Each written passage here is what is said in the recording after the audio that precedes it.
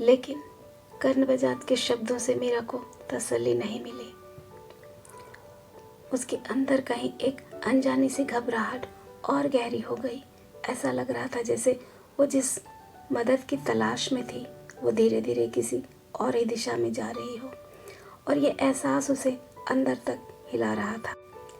अभय झट से झुककर ब्लेजर उठा लिया, लेकिन राघव वहीं खड़ा रहा, जैसे किसी ने उसके पैरों के नीचे से जमीन खींच ली हो। उसकी नजरें सामने जाती हुई मीरा पर जमी थी। करण बजाज का हाथ थामे हुए उसके साथ कदम बढ़ाती हुई वो दृश्य उसे बिल्कुल अच्छा नहीं लगा। नहीं, सच कहे तो उसे भीतर तक चुभ गया। छाती में अंदर कहीं कुछ कस कर रह गया, जैसे दिल ने अचानक धड़कना भूलकर बस देखना शुरू कर दिया हो। अभय की कार ठीक सामने पार्क थी। हेडलाइट्स की हल्की रोशनी में राघव कुछ पल तक बस वहीं खड़ा रहा, बिना हिले, बिना कुछ कहे।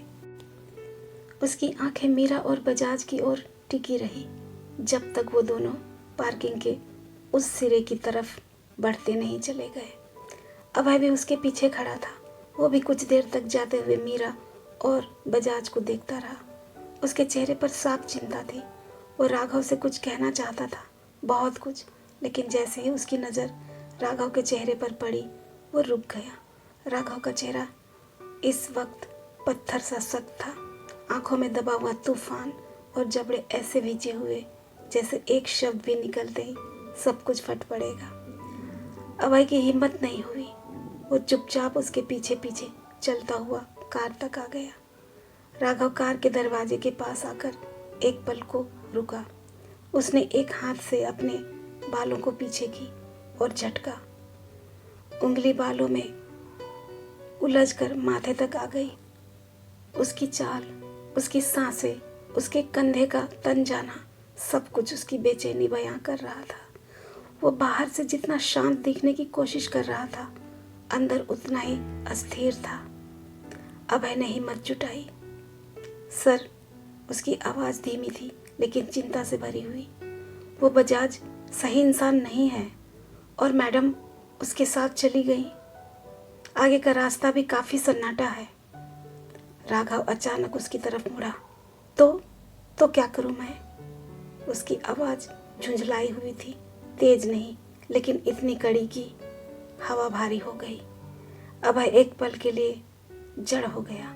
वो आगे कुछ कहना चाहता था, लेकिन राघव के चेहरे पर उभरता गुस्सा देखकर उसके शब्द वहीं रुक गए। उसने चुपचाप सिर झुका लिया और बिना कुछ बोले ड्राइविंग सीट पर जाकर बैठ गया। राघव ने बेचैनी से एक बार फिर सामने देखा, वहाँ जहाँ कुछ देर पहले मीरा खड़ी थी। अब वो जगह खाली थी। बजाज की कार भी जा चुकी थी और मीरा भी। राघव ने दूर तक नज़र दौड़ाई, लेकिन सड़क मोड़ ले चुकी थी।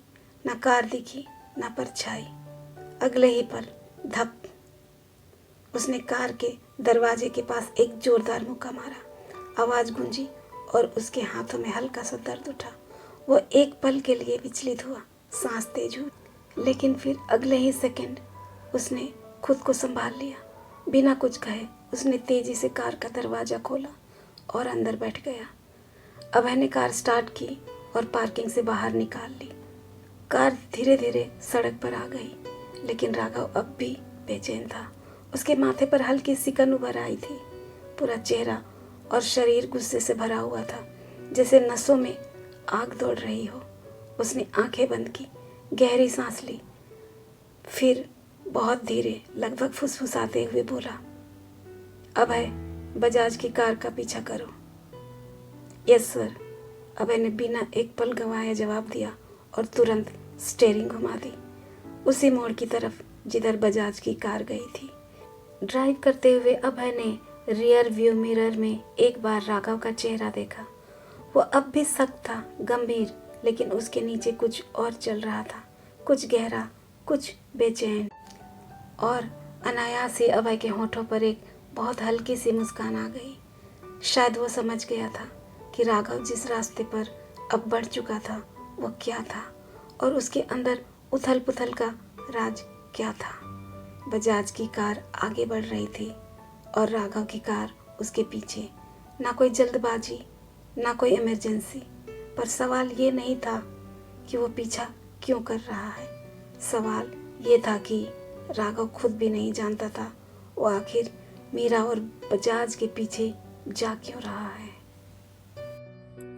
जिस लड़की से खानदानी नफरत हो, उसी की कार का पीछा करता चला जा रहा है राघव। ये सिर्फ गुस्सा है या दिल की कोई अनकही बेचैनी?